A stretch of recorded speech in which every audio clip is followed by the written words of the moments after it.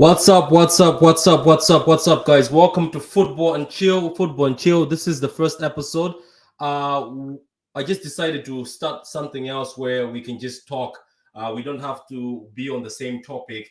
Everybody's welcome. Everybody can join, so we don't have to be on the same or the exact same topic. Concentrate on something. We just have to chat as football fans. So it's going to be called Football and Chill. Yes, yes, yes. Before somebody says it, I stole it from Netflix and Chill. So sue me. Sue me. So I have Gundurodian today, Kyle, and I have Adam. How you doing, guys?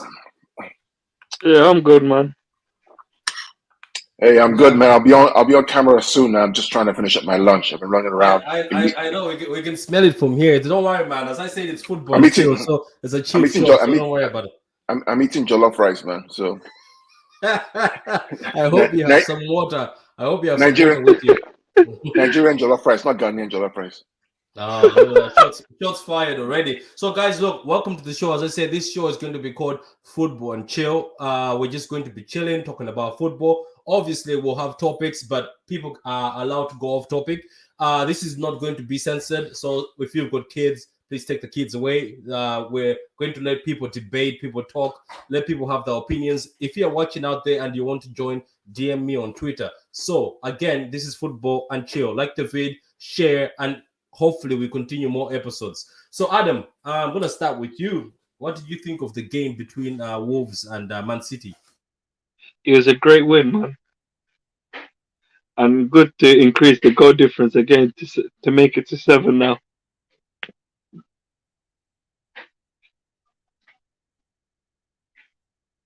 Are you sure after what the rival fans were doing, that's all you have to say? Come on, man. Come on, man. Come up with more power, Adam. You've been talking on Twitter. Now you come here. You're all humble. Go ahead, man. Huh? No, Go ahead.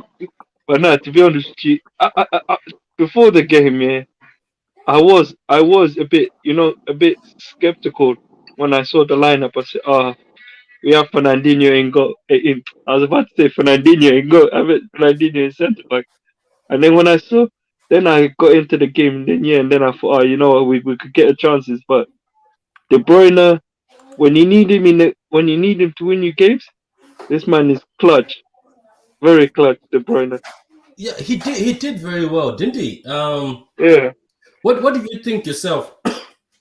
Do you think he's because he said he wants to win this title, and it looks like De Bruyne is the one who's carrying the team to the title. Am I wrong to say that, or I'm wrong to say that? No, Because you're for not the past wrong. few games, it seems like he's possessed or something, like he's on fire. He wants to do this. You're not wrong. You can even watch in that game. He carried us in that against Wolves. Like the amount of chances he's created, yeah, for certain players, and they yet they still miss it. Like Yep, yep. that's not something new, you know. You could give like certain players, he will give them a ball on the platter, yeah, and yet they will still miss it. So in a sense, I don't blame KDB. You know, he's doing his best, but yeah, the people that he's delivering the ball to are not are not are not taking their chances. So you can't put the blame on him. That's the story, though, isn't it? That's the story of Man So City, to be honest. So, what about Uh, yourself, Carl? What do you think of yeah. So yesterday's a game couple and of De Bruyne? yeah. Can you hear me? Can you hear me? I can Can you hear hear you, me? and I can Okay. definitely hear you. We can hear you. So I want to give some context to yesterday's game. Okay, let's just take some time to enjoy yesterday's game. Let me give some context. Okay. Before this game, we had almost 100 or more Liverpool fans changing their DPs on social media to Wolves, right? They thought that Wolves was going to cause us problems. They thought that somehow the old Wolves was going to come back and cause us problems because we had no Stones, we had no Diaz, we had no Walker, we had no who's the other guy was missing again? Diaz, Walker, Stones were all out. yeah. Okay, somehow, because we're going to Wolves, and by the way, Wolves have the fourth best defensive record in the league. That we're going to get slapped, and so all these fans changed their DPS to Wolves.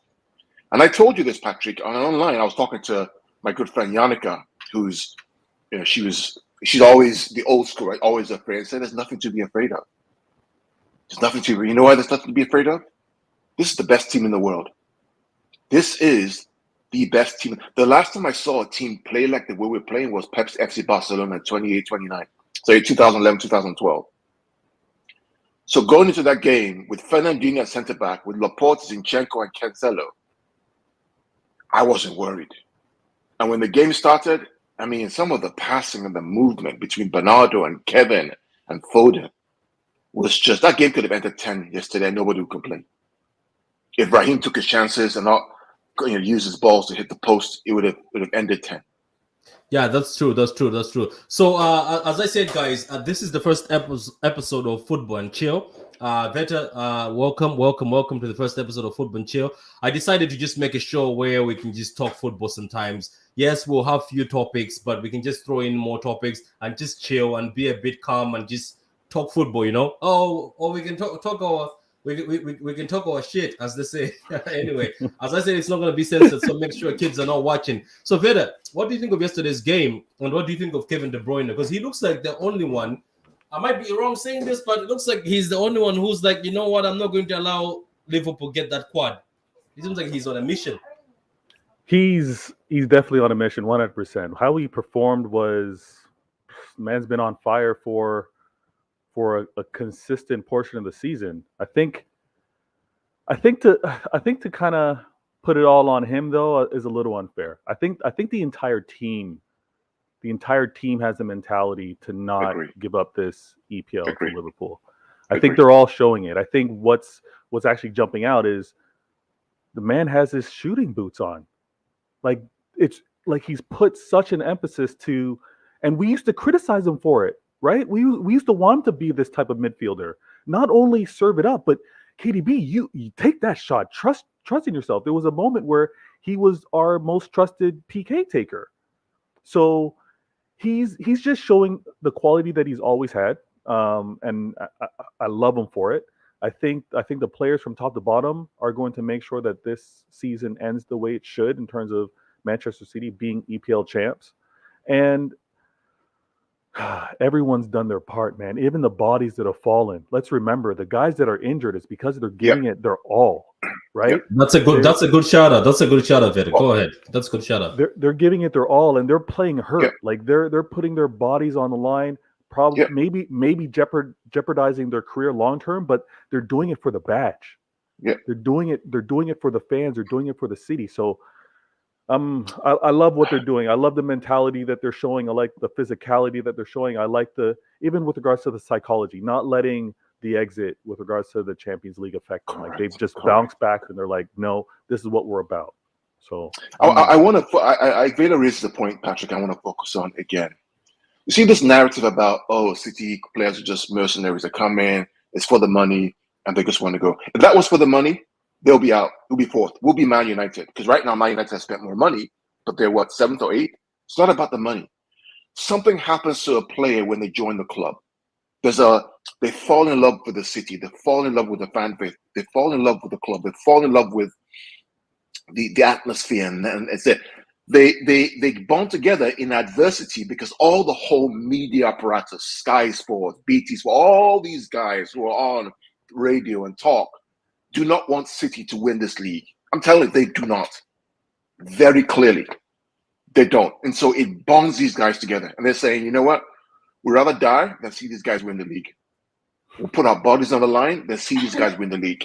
Because we cannot afford. We're the only ones who can stop them from winning all 4. It is actually City. To be honest, even I thought it was always City that was going to stop Liverpool in the Champions League. Obviously, I think I was seeing Madrid as underdogs. As I said again, I learned my lesson. I don't think they were underdogs. I think it was the media that painted them as underdogs, and some of us fell for it. Because when I sat down and thought about it, I was like, no, this team is not underdogs. This team have ballers in it. They keep telling us that, these guys are not the same. No, these guys have won the league by 15 points. And if you look at that player for player, they are good players. Valverde is a good player. Like Rodrigo has been balling. Vinicius was one of the best wingers 6 months ago. People were hyping him. And Benzema is balling. Modric even is balling even at his age. Courtois is, if not the best keeper in the world right now for me, in my opinion. Courtois, the saves he makes. So we sort of fell into this thing where media was telling us, "Oh, these guys are done. These guys are washed." So now I've got hope that I think they will give Liverpool a very serious run of the money. But now let me ask all of you before we move on to the next topic. Yes, we're going to talk about Haaland again because everybody's asking about the fees. Everybody's asking about what the media is reporting. So we're going to have to answer ourselves as fans. I'm pretty sure everybody here wants to talk. I can see there's already questions about Haaland. You can just take that down, Adam, for now. Then we're going to answer that in a few minutes. Yeah, cool. So looking at yesterday's game, what Veta has just touched on, where people are injured. I'm going to start with you, Adam. Looking at that, going to the next game, which is this Sunday against West Ham, how confident are you with the back line we have? Or do you have any idea? Let's say if you were Pep right now, who are you playing? For me, we've got a few players who can play in that position. If, say, we want to go with, say, chucking a youngster there, we can play, say, Mbetia there next to Ake, because I think Fernandinho is reportedly out as well. Yeah, and Laporte, yeah. So if that's one option where we play Mbetia next to Ake. The other option is, but I don't know, I don't know whether you guys would like it, is Rodri playing in that position, and then we have Gundogan as the holding midfielder, but in a sense that hinders just lessens the fluidity in the team. So I'd rather it be, say, Mbetia in the defense. Yeah. Even though it may, in a sense, you're chucking a kid into a very important game and then you're just chucking him into the deep sea, but you rather chuck him into the deep sea and see how he is, yeah, and take a risk than not take a risk, rather than chucking Rodri in there and then the next thing you know, Rodri gets into trouble or he's injured himself as well. Yeah, that's right, though. And me and Carl spoke about it a bit, saying some of the times when we are winning those 7-0s, some of the times when we are winning those 5-0s, obviously Pep is a genius, so I'm not questioning. But I was just thinking you should have thrown in somebody like Mbete or one of the academies just to test out. You know what I mean? That who can. I don't know if I think we were discussing with Carl. I was like maybe Mbete just because he keeps leaving him on the bench, right? Like throw Igen as at right back and just see even after 5-0 in the last minutes, just for him to test it. That in case something happens. Also to rest, also that could have helped to rest most of our players. But those injuries that happened are just surprises. I'm gonna go because Carl is finishing up his Jero fries from Nigeria. I'll go to you, Veta. Then after that, I'll go to Carl. Then after that, I'll read the comments and then we'll move on to Haaland. So Veta, what do you think? Do you think maybe as Adam says, we might chuck in Rodri at the back, then Gundogan will do the holding. Is that going to be good enough against West Ham? Or we might chuck in the kids. But you also agree with me and Carl. We said maybe during this period when we were winning those 7-0s, he should have been chucking Bete and Egan just to rest some of these players. Maybe they could have not had muscular issues because muscular issues are mostly because of too much, a lot of running. What are your thoughts? I think there's a lot of ways to look at it in hindsight, but really the players themselves, muscular injury, it's just that time of year. I think, it could have been prevented getting some of the youngsters in, but then we're also going to be concerned with the rotation and minutes played and the rhythm of the players and playing with each other. That's something to concern, right? So at this point, Pep is playing the players that he trusts because of the moment. We cannot ignore that we're still fending off, as confident as we are, we still can't ignore that we're fending off the pursuit from Liverpool. That plays on the mind of players. That especially plays on the mind of a young player that's trying to establish their career and wants to have a good start to it, right? So heaven forbid there's a little stumble. In this day and age, things get viral, shared, and all blasted all over the place. These young careers, we kind of have to nurture a little bit. So I think that's what Pep's doing. He doesn't want to throw these young guys into the fire, into a situation where the moment may be a little too big for them. He wants to, again, guide them in the same way he's nurtured Palmer, the same way he's nurtured Delap, the same way he's done it with Foden in previous years. I think he wants to do it the right way. These guys, true defensive players, I think they can come in when the game's a little more in control as opposed to the start of the match. I do believe they're going to get minutes. I think Pep is going to lean on them to actually close out the season. But setting the guys up playing first team so consistently, I think he's going to hold true to Rodri and some of the mixes we saw him close out the game against Wolves. Any other thoughts on the next game of the defense, Carl? What do you think? Before we move on I to think, I mean, I have a different perspective on the next game. I don't think defense wins us the next two games. I think attack does. And I think what you saw yesterday at Wolves was a recognition by Kevin, by Bernardo, by Foden that, okay, when defense is not very strong, we're just going to kill you with goals. You score 2, we score 10. You score 1, we score 8. We're just going to batter you with goals, home or away. That's all you could do. If you don't have Stones, you don't have Laporte, you don't have Walker, you don't have Diaz, what are you going to do? You're going to try to defend with Rodri and Mbete? They'll do the best that they can, but they're not defenders. So who do you have? You have a front five that can get you goals from all over the whole field.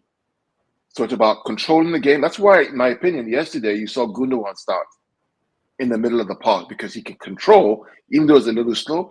He can control, but then you have Kevin playing as a number 10. You have Bernardo. You have Foden. He struggled though, didn't he? He struggled. Yeah, no, he has probably back issues, but he still tried to control. He gave up. The first goal was his fault because he didn't hit the shot. He's trying to overplay in the box, right? But we're just gonna outscore teams. I mean, think about this, guys, right? We scored 5 against Wolves. The last game we scored 3 against Newcastle. The game before that we scored in a Premier League. I think we scored 5 against some team. Then it was 4. And then 4 against Real Madrid. We're scoring goals. Scored 22 goals in like 4 or 5 games. You just got to go beat them with goals. And then the good thing about the West Ham game is last home game for them of the season. I don't expect them to sit back with the back 8 and try to soak up pressure. No. Last game of the season, they have to go for it. A draw is no good for them, for Europa League. They have to try to win, which means for us, it's going to be good. There's going to be space. And so bring it on. Oh, cool. So anyway, guys, that's the views from us from yesterday's game, and we all agree that De Bruyne was the man of the match. Let me welcome everybody. McLavin says, patiently waiting since the official Viking announcement. Yeah, me too, man. Hi, boys. Great show. KDB superstar. Yeah, Big Morgan. How you doing, man? Hope you're well. Vuma, what do you guys think about the report of Haaland? This close 2 years after. We're going to answer that. We're going to answer that. Yeah, we're going to answer that in a minute. YSK, how you doing? Says, hey, guys. Ryan says, De Bruyne was man of the match last night. 4 goals, which were incredible. Very incredible.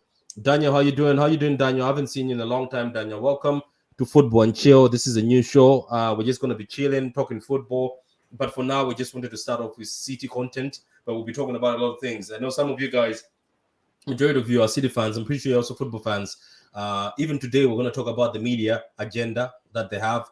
Looking at that fool from BN Sports, whatever his name is, I hate him. He has an agenda that's so open and obvious, and it looks like it's fueled purposely. I don't know if you've seen him better. He just, every time it's Man City, he's the one who said we have to get some Allardyce as a defensive coach. You know why? Patrick, you know why, right? You know why, right? Who does he work for? I can't hear you. He works for the owners of PSG, I think so. Doesn't he? Okay. And what country is that? Who do they own? Oh, wow. Yeah, I remember. Yeah, okay. So I think so that they've got issues. Is that why he just yaps around with statements that are useless? Yeah. Nice idea, Football and Chill. Yeah, I just thought about it today. I was asking the lads for titles. People had interest in titles, including Carl had a very interesting title. So what was my title again? What was my title again? No one listens to black men. So he went a bit controversial. Ali, how you doing, man? I see your phone is charged. Okay, so look, Vuma, I'm gonna start with this, guys. Who wants to answer this? There's a question here. That what do you guys think about the report that Haaland is going to have it this close in 2 years? I'll give it a shot. I'll start and then So here's there are 3 things to this question. Question number 1, what's the source? The source is Madrid Zone. Okay? So Madrid Zone gives you information. Do you really believe Madrid Zone? And second question is, do you really think that City would agree to a release clause for Erling Haaland in 2 years' time, knowing that after year one, we're going to hear all the Madrid press going on, which means basically it's less than 18 months. It cannot be true. A release clause may be true, but 2 years, I don't see it. I do not see it at all. City are not that stupid to have a release clause for 2 years for a player that they've sought after such a long time. I don't see it. In fact, even the Dortmund clause, I believe he had a 3-year contract or a 4-year contract, was in the penultimate year of the contract. We have a 5-year contract. So even if there's a release clause, it's probably going to be in year 4. It cannot be year 2. It just cannot be. It doesn't make any sense. Financially, operationally, it just makes no sense at all. But that's my own 2 cents.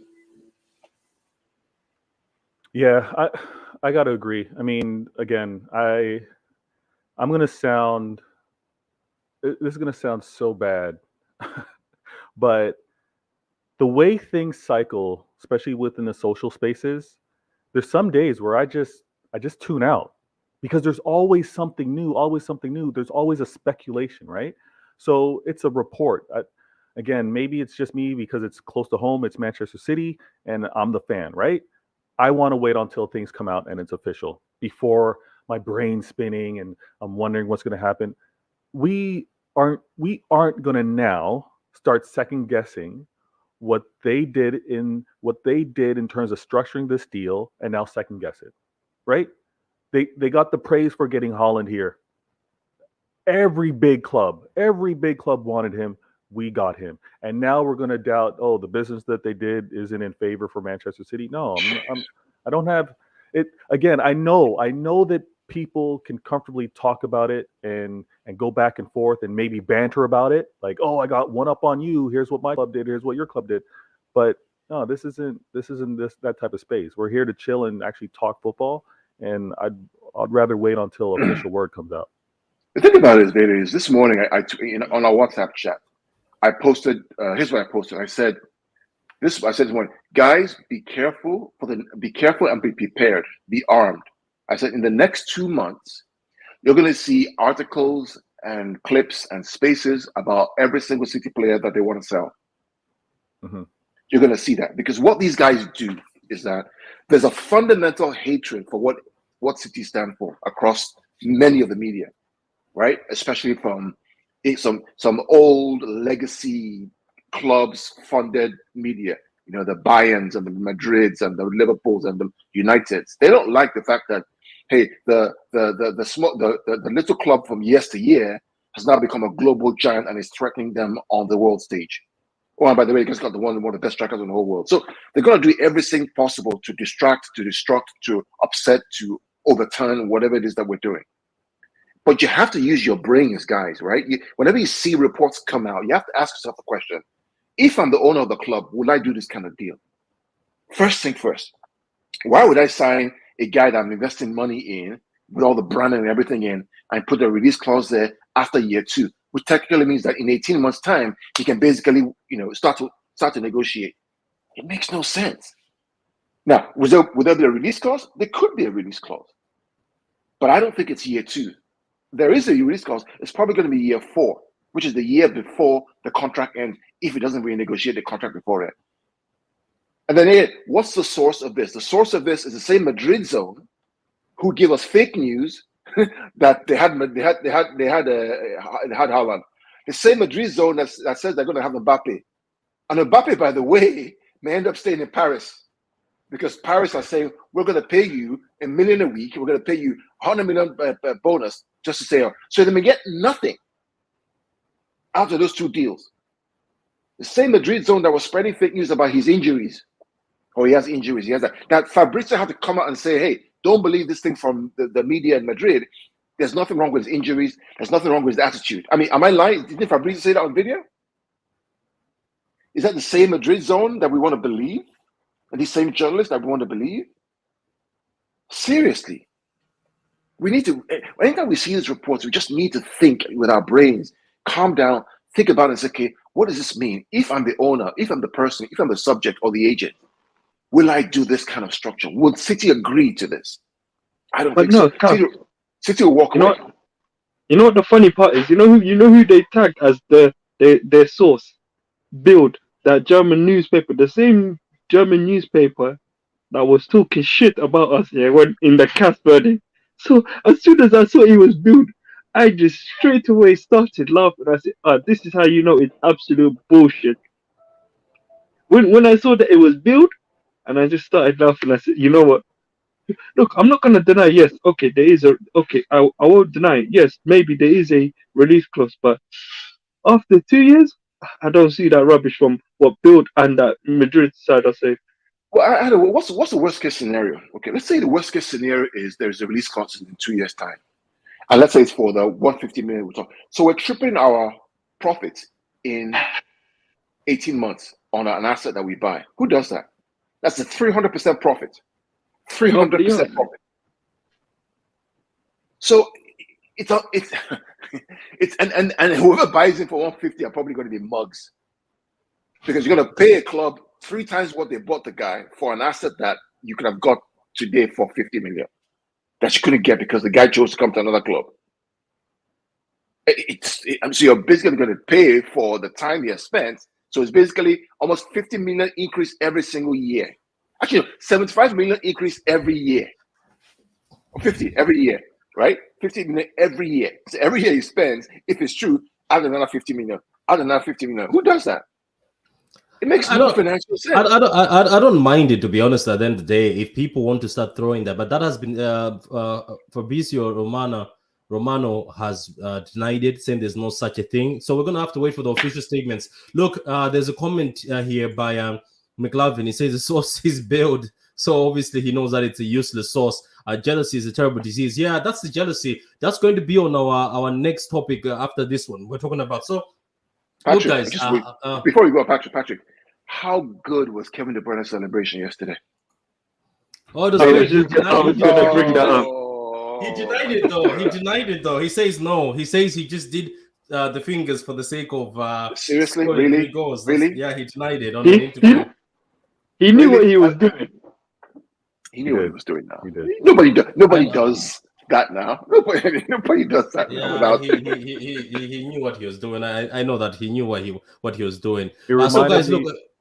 Sorry, I was just going to say, it reminded me when he ran to the flag a couple seasons ago when David Silva was going through what he had to go through with his, exactly. Put up the 2-1. Yeah, Grant. So guys, if anybody else doesn't have anything to say on Haaland, we're gonna move on to the next topic. The next topic is the top 4. I'm just going to show you the whole thing, and you guys will just discuss amongst yourselves. So what do you think? So this is the table so far right now, right? And the teams going for the top 4 is Arsenal, Spurs, right? Arsenal, Spurs, and who else? Chelsea is also in the competition. If we look at it right here, because Arsenal is about 4 points behind Chelsea. If Arsenal win today, they go 1 point behind Chelsea. So it's 3 teams. We can say it's 3 teams are competing in this top 4. Am I wrong to say? Chelsea is safe. So you're putting Chelsea as safe. So you don't think any Spurs or Arsenal will surpass? Who do they have to play? Who do they have to play left? Who does Chelsea have? Yeah, bear with me for a minute. So Tottenham and which ones again? And Arsenal are gonna play against each other. And as you guys are talking, just you discuss amongst yourself who you know Vader and Adam, right? While Patrick is going through, you know what I think? When I watched that Tottenham Liverpool game again, and I watched City Tottenham again, Tottenham are a better team than Arsenal. I'm sorry. You mean currently? Yeah, they're a better team. I mean, let's put it this way, right? If we had to win the title and we had to play either Arsenal or Tottenham, who would you prefer to play? Oh, yeah, I'd rather play Arsenal. I'd rather play Arsenal. Put that way, yeah. Who could help us win the title right now? Right now, it's Tottenham, right? Tottenham's draw against Liverpool, and frankly, Tottenham should have won that game. Frankly, yeah. So I just don't see how Arsenal beat Tottenham today. I just don't see it. I just don't. Yeah, I see it though, because sorry for cutting you better. It's just that somehow, and this is quite funny, guys, and guys even in the comments, like the vid, guys, subscribe to Vida Games, subscribe to Pitch Point, subscribe to True City Fan, and follow Adam for his comedy spaces, which are very interesting these days. And well done to you, Adam. I know you reached about 500 people in your last space, which is amazing. Well done to you. The hard work you've been doing, the hard work, putting in work. Finally, you're famous. You've got better internet and you've got better mic now. Maybe one day you'll get a better camera. But anyway, so look, guys. Somehow, just for me, right? I get shocked. How does Arsenal always manage to beat Spurs and Chelsea? Because like Chelsea, when they're good, right? Even the season Chelsea wins the title. Arsenal, Arsenal might be shit, but they find a way to beat Chelsea. And you've seen that in the past, right? Arsenal might be bad and Spurs might be on fire. They find a way to beat the guys in London. It looks like they have a way to just beat them. Not even forgetting when Leicester City was on fire, guess the team that slapped Leicester City twice? Arsenal. Somehow they just managed to do it. So I get what you mean. They are Spurs looks like the more dangerous team, but Arsenal seem to always find a way. So looking at that, Veda, before you go on, today they play Arsenal versus Spurs, right? But Spurs will play Burnley.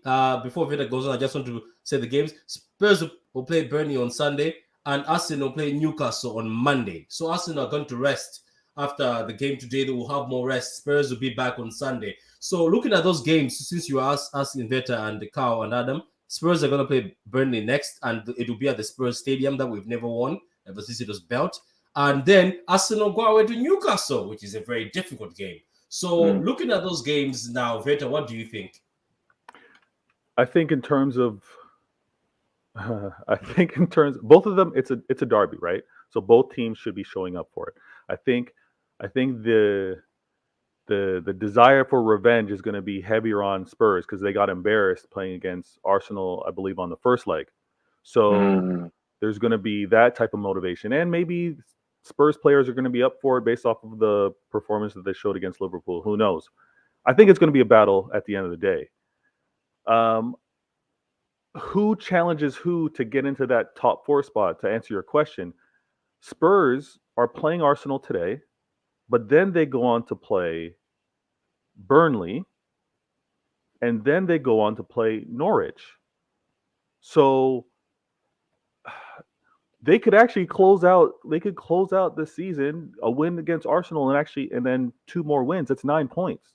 So I can't remember based off of the table, but it's going to be a race between them and Arsenal. I think Arsenal are going to pull it off only because they've shown to be more consistent. Arsenal has shown to be more consistent. That's the only thing that I can really put on them in terms. You go squads per squad. You go player to player. Son's actually playing at a high level, but Arsenal's been consistent, and Arsenal took points off United, right? Took points off Chelsea. No, there's the table over there. They're about 4 points off Chelsea now, and then you can see that Tottenham are right behind them, with 4 points also behind. So they are well off. All they need is a draw today and then win the next game. Do you get it? But it's away to Newcastle. Look, Newcastle is stable. We beat them, but I don't see Arsenal unlocking that Newcastle team. Remember that Newcastle team gave trouble to Liverpool. Yeah. So there's a comment here by Big Morgan. Sorry. There's a comment by Big Morgan. It says he believes that Spurs will be top 4. Arsenal have no balls. Then here there's a question for you guys. Guys, what do you think about Pep giving it to the media? Yeah, we're going to talk about the media. Vomo, media is also next on our topic. Arsenal haven't beaten us in the league for 4 or 5 years. We empty their stadium. I know we did. I remember after we beat them, people left the stadium. So Vida, was there anything else you wanted to add? I was just going to say, I don't know how healthy Arsenal are. I think they obviously lost Tierney, right? Their best left back. Yeah, so they did, yeah. It depends on health. I think it depends on health. Tomiyasu is playing left back now. Okay. Or Tomiyasu, whatever his name is. So I'm definitely going to watch the match. To predict who's going to win, I don't know. I've been too focused on Manchester City. It's going to be entertaining.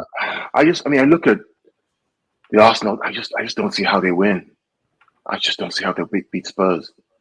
I mean, Spurs on the Antonio Conte. I just don't see it. I don't think Arteta can beat Conte. I can't see how. I could be wrong. Fine. If I'm wrong, fine. With too much, they got too much. The way they played Liverpool in that game, I'm telling you, man. Kulusevski. Everybody's talking about Diaz, Luis Diaz. Kulusevski, man. I would have him in a heartbeat, bro. I'm telling you, man. That kid from Juve settled in real quick. He balled at Anfield. He was causing problems to Robertson, causing him so much problems. I would take him on that right side, and as a left footer. Oh my goodness! And then Son on the left side, at the right. Yeah, it'll be amazing, isn't it? It'll be amazing. Yeah. So Vuma brings us to our next topic, though. The only thing Arsenal can draw this game, and if they win the Newcastle game, they still qualify for the Champions League. Yeah, that's the thing. That's the advantage they have because it's 4 points in front. Yeah. So you're 4 points in front. You draw this game. That's 3 points in front. Like, it's very bad for Spurs right now. Like, Spurs have to basically slap everyone going forward. They have to beat everyone they have going forward. So, guys, says, what do you think about Pep giving that? Oh, not yet there. Sorry, Voma. Give it a minute. Okay, the next topic, guys, is Jesus. Now, I saw this right now. I don't know if you guys missed it, but it looks like that Jesus situation is catching fire. His agent actually spoke. So, there you go. So, Jesus' agent, Marcelo, tells me we had talks with Arsenal about Gabriel Jesus. We like the project. It's a possibility we're discussing. There's 6 more clubs interested in Jesus. He's focused on final games with Man City. We'll see. When somebody comes out, let me just talk to you guys for a minute. When somebody comes out and makes such a statement, especially for an agent, it's either he's trying to get a good deal for the player at the club he's at, which is Man City, trying to tell them that, wake up. People are interested, but openly name dropping a club like Arsenal, who there's been rumors for a while saying Jesus wants to go to Arsenal. He openly name dropped it. It means there's something going on in the background. You know what I mean? Something going on in the background that even City, because this never happens at City. Nobody openly names drop. The only name dropping that was done is Ferran Torres and Sané, that are going to Barcelona, and one is going to Germany, Bayern, and it kept on being name dropped. But an agent coming out, I think Jesus is off to Arsenal. I might be wrong. I made a video on Jesus to Arsenal. So I'm going to start with you, Adam. What do you think? Do you think the agent coming out, maybe it's far off? Because I saw reports today earlier on saying negotiations are closing. I'm happy now. It's no longer that 30 million. It's actually 50 million.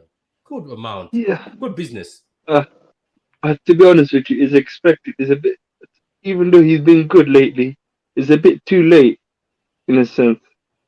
You'd rather have done it earlier to have somewhat stayed at the club, but now it's a bit too late, even though he's a good player. So now him going to Arsenal, all I can say is just I wish him the best, and that's it.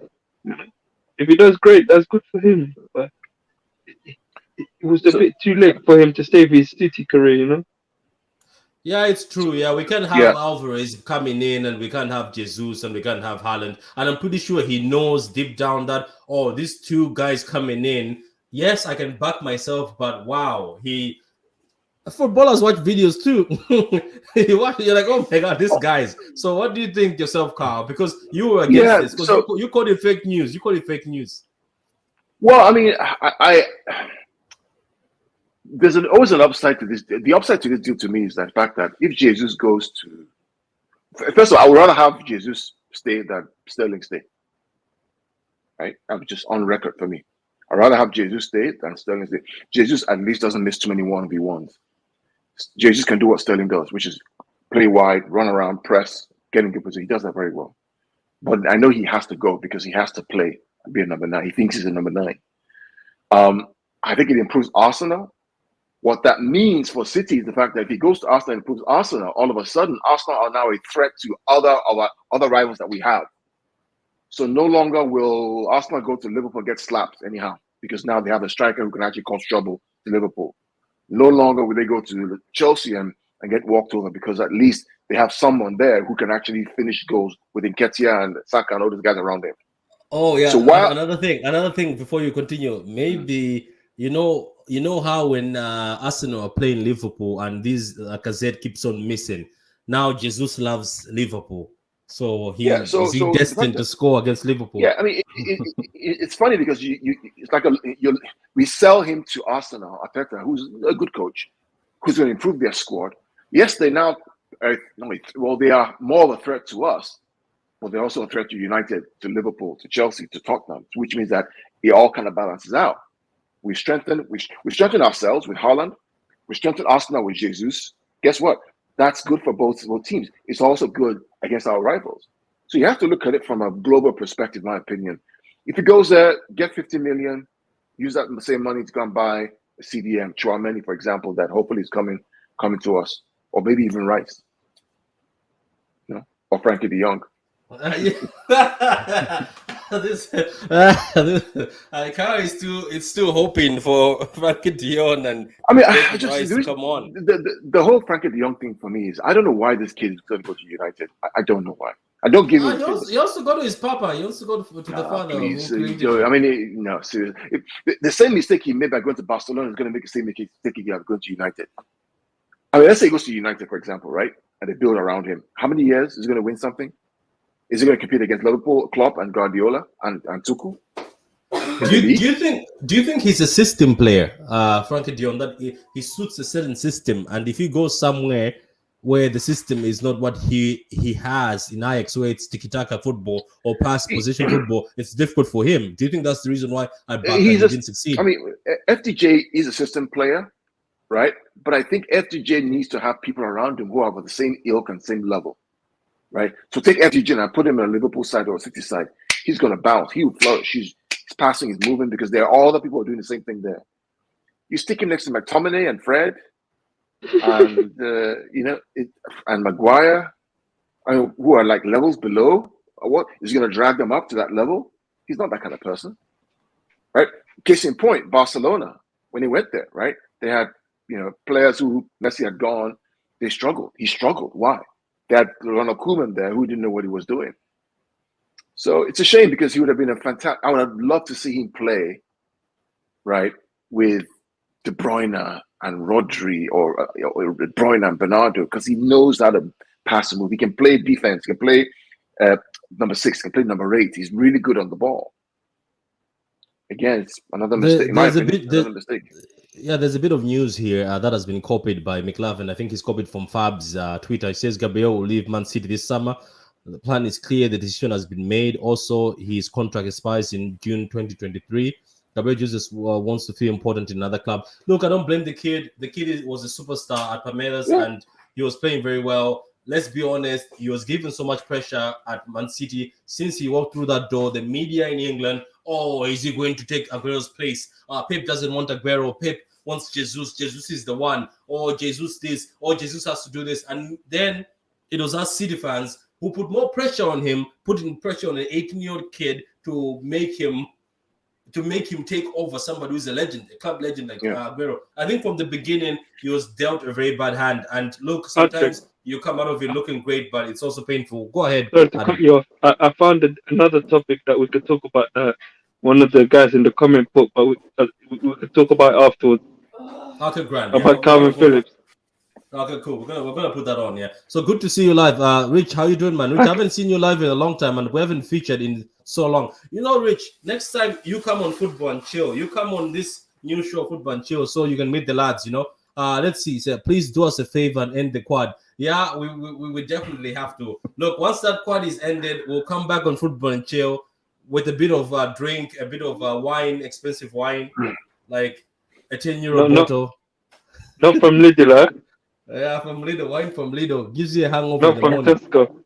Yeah, McLevin said, "Did you guys hear about the hidden 25 million clause in Phillips?" What? I just wanted to talk about. Wanted to talk about that. I'll bring that on. Yeah, I'll bring that up. So the next topic we have, guys, is the media agenda against Man City. So we'll start with you, Veta. So what have you seen so far, Veta, especially when we have signed Haaland, but also this statement made by somebody that so far it looks like Pep has gone crazy to the media. He's had enough, obviously. Now he doesn't care. He's just going over and over, talking about the media, exposing them, which I'm supporting. But what do you think about this agenda where that, especially that guy from Sky and the guy from BN Sports, especially that Sky guy, the Sky guy was also exposed, by the way, by Paul Divock? Is it Paul what? No, Paul. Are you talking about that prick, Salve Salico? Yeah. He was exposed by him because he was purposely saying 50 million, but I think he was purposely doing it. And he tweeted saying, "I got him." So he was telling that it's 51 million, not this 75 he keeps reporting, not this 250. And then he also spoke about the fact that every time it's Man City, you guys put agent fees, you put every fee around to make sure that it sticks. He said it. I'll send you the clip. Yeah, then he tweeted and said, with a smile, sort of smiling that he sort of got him because he kept on saying 51 and he didn't respond. But what do you think, Veta? Is what Pep is doing right, or do you think he should slow down, or do you think that this media bias is going out of hand, that it's about time to just cut it off? That's why he's doing that. I got you. So over a series of tweets, I was kind of going back and forth. I forget who now, but I came to point out and also accept that the media bias that we are going to face as Manchester City when it comes to domestic coverage, right? The media bias for Liverpool, for Manchester United will always be there. The reason why it will always be there is because they are trying to get their clicks. They're trying to get their clicks. They're trying to get their likes. That's going to appease to, we can't argue it right now, it's going to appease to the larger fan base. We have fantastic fans, no doubt about it, but it's a numbers game. So they can get more clicks because Manchester United fans will want to read, how are they bashing Manchester City? Liverpool will tune in, how are they bashing Manchester City? So that's what they're going to do. The coverage of even these transfer deals, we see it for what it is, right? They're going to want to present it to show Manchester City either splashing the cash because that's what we're labeled to do, or not doing the business. Okay. Going back now with us accepting that, I think we can move smart. Read The Art of War. There's advantages for the size of club and what we have, and there's disadvantages for the size of club that Man U and Liverpool have. Okay. Now with regards to Pep now, and this is where I'm trying to contain my giddiness, right? I'm trying to contain my excitement because what do we all do? If you've played poker, if you've had the advantage, what do we all do? We get bossy, right? We get cocky. We start pushing back. We start dealing with things. I think Pep obviously has the vision to see what's coming in this summer and how he's going to structure the team for next year. And there's just so many times you're going to be pushed around or you're going to be like dismissed. I think the confidence now is because he knows I've got this squad. I've got the team in terms of the trust. The players are trusting me. The fan base is trusting me. I see the vision that's happening here. I'm close to extending my contract deal because I know I'm going to remain here longer. I think all those things has him in the way like, I'm here. I'm not going anywhere. So now let's continue to have this conversation because I've noticed it for a while. And I wasn't going to bring it up because I'm new here. I'm new inside the EPL home. I'm a guest here right now. But he's been here long enough where he's like, no, you're going to respect me because this is my home now as well. So I'm this. I hate talking about next year, man. But I think that's where it's coming from, man. The man is confident. So he's not dealing with all the side talk and the slanted, I'm favoring Liverpool disses and coverage. He's like, no, I see the inconsistencies, guys. So Vader's absolutely right. So for those who have a long memory or who were a little older like myself, Pep is long suffering, but when it gets to a point, he just knock, right? So go back to when Pep and Jose were in La Liga, when Pep was at Barcelona, Jose was at Real Madrid. And Jose was going off about Pep doing this, Pep that, Pep this. Really it was a Champions League semi-final, I remember. Right? UC semi-final. Was going on. I mean, it was like Pep, what's your response? No, didn't say anything. Going on. They went one press conference. He goes to the press conference. They ask him again. And he says, listen, in this press conference, Jose is the fucking boss. He's the boss of the press conference. He said, this time tomorrow, at 3 o'clock or so, right? Meet me on the field, or we can have a conversation. That's what he kind of said. So when he gets to that point where he's tired of it, he comes out swinging. I think he's tired of the narrative. I mean, the narrative it's like every quadruple that, quadruple this, quadruple. You have to play Chelsea, you have to play Real Madrid, you have to beat City to beat the quadruple. You could end up with the Carabao Cup.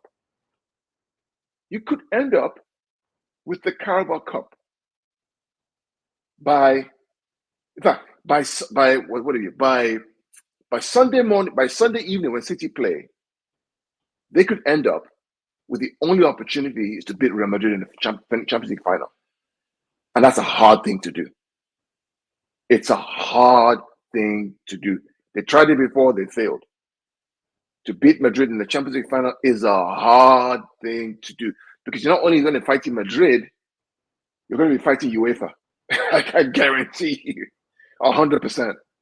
You're going to fight the referee. You see, Patrick, when the referee high-fived Modric in our game when we played them, you saw that? Do you see that? Do you remember that? So he's had enough, and I'm glad that he came out swinging in the press conference. Okay, cool. So Adam, we're moving on to the next topic. Because we're gonna finish in 4 minutes. So we're moving on to this topic you've just brought upon us. I'm just going to bring this up because you don't know pointed it out.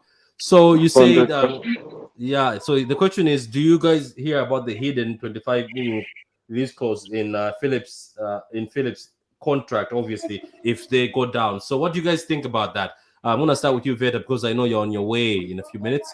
We're gonna close anyway. So what do you think about this 25 million? Would you take him? Because Phillips, I know that Kao is a fan. I'm a fan as well. I think he provides a need that we have, because we need a player with his ability and his coverage of the field. The release clause, it's smart, because no like a player of his ability wants to play in the Premier League. So I don't even know what our short list of players are, right? Because Rodri's going to need support. Gundogan there's questions around him and whether he stays. So I'd put him on the short list for us to actually look for. I would actually. So Adam, since you wanted to talk on this topic, is that the only individual you take away from Leeds? Would you also take Rafinha? But let's start with you're talking about Phillips. What do you think about this Phillips? Would you? I'm pretty sure this would be the best player to get, and I'm pretty sure he'd be happy to come in. I think he would come, definitely. He would love to work under the best manager, arguably, in the world and in the Premier League.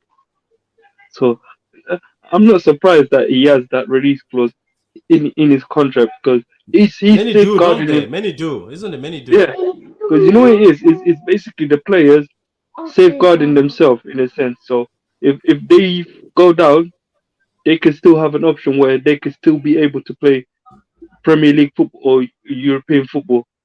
If I say a big club comes in knocking on the door for them. Yeah. Yeah, that's true. Yeah. So look, for me, I think this is true because Johnny Evans had one. A few people have had one where you buy them when they're going down, and when if they go down, I hope Man City. I'm saying this to you. I hope if Leeds is going down and you're after Kevin Phillips or you go after Rafinha, who I would love Rafinha to replace Raheem. Yes, I said it. Rafinha is a baller, but I'm saying if you're going after Phillips, please don't start paying 40 million again for a player who the team is going down. I know that there was a risk cause for Ake, and the reason why we put 41.1 because it was to block Chelsea or something. It was a legal way to block Chelsea. I think that was the whole saying. But Phillips would be great. What about Carl? What do you think? Would Phillips be great if that, because they are going down, I think so. They are. I'm not trying to jinx them, but I think by now Leeds is going down. Would Phillips be the only player you take? I would also go and take that keeper. I'm not taking the keeper. I'm taking Phillips. I'm taking Rafinha. Yeah, that's it. Nobody else. Yeah, true. Yeah. No one else. Charlie says poor Dico Patrick. He says Enzo Fernandez. Okay, Enzo Fernandez will give it to Carl because Carl has watched him. What do you think of this kid, Enzo Fernandez? Who he's okay. He's. I watched him yesterday. He scored the goal. One of the goals in the game yesterday. He's good, but I don't know. Is it good enough for City? I don't think so. I watched him based off of your record, Carl, and I appreciate it too, because sometimes I'll just be lost in my own world. And in terms of the scouting, I love that you provide that. I want a level of physicality in our midfield. Like I want a player. I want a player that's gonna bust it up, right? Like I think of Fernandinho, like prime Fernandinho for us, and that's what I want. That's what I want. I may be asking too much, but it's that type of play. Rodri doesn't quite have it, right? He's not going to put himself out there and take on some tackles. We can think of some legendary tackles that Fernandinho's given us in terms of even some recent battles against Liverpool in the past against Mane and things of that nature. I want a player like that.